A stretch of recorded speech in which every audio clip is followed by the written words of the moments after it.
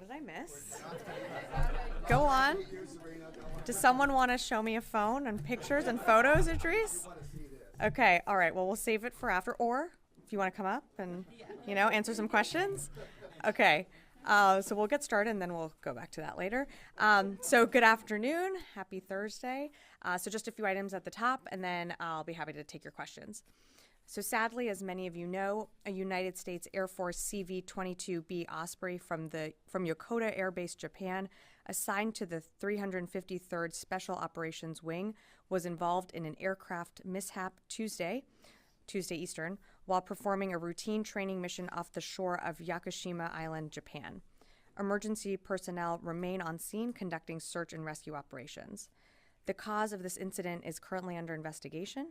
Our thoughts are with the unit and their families, and we'd like to thank the government of Japan and the Japanese Coast Guard for all their assistance. As a reminder, Secretary Austin will travel this week to California, December 1st and 2nd.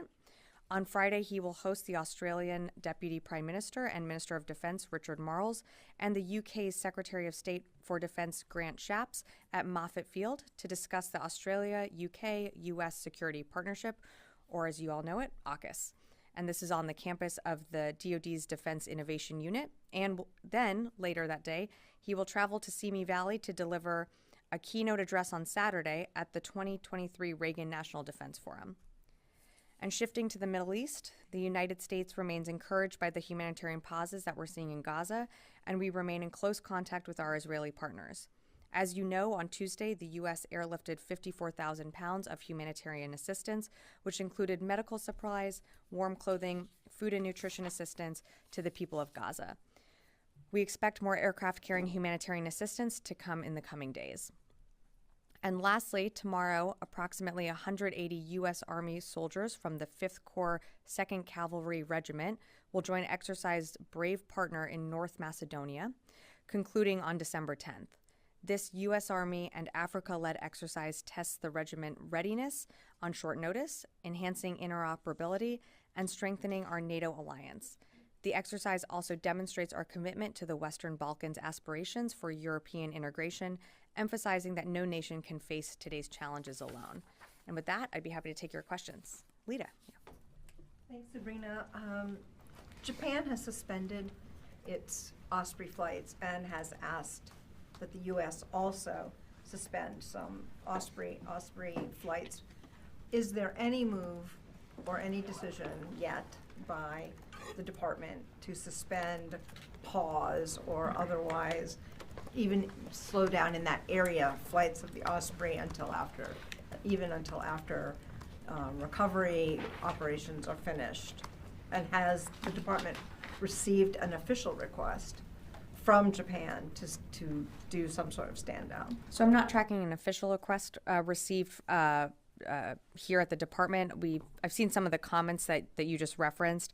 Right now, the Ospreys are still operating in Japan, but at the time, right now, our focus in terms of what just happened earlier this week remains on search and rescue efforts. So that's the priority, of course, and we're of course eternally grateful for the government of Japan and their Coast Guard for helping in our search and recovery efforts. So is there no concern within the department that there are possibly problems within the Osprey that should be looked at before others continue to fly? Well, I would say as a department, and of course the Secretary values, there's a true commitment to safety when it comes to any of our airmen operating any aircraft. Again, I'm not going to get ahead of the investigation. It's currently under investigation to see exactly what happened. And so until that concludes, if there are any, if the investigation concludes that there need to be additional steps taken, we'll certainly do that. But at this time, the investigation is underway on what happened. Idris. There were 8 personnel on board. Do you know how many have been recovered versus how many are believed to have died? I don't have an update for you on recovery efforts just yet. Again, we know that there are 8 missing. The search and recovery efforts are ongoing. I hope that we will have more to share soon, but at this moment, I just don't.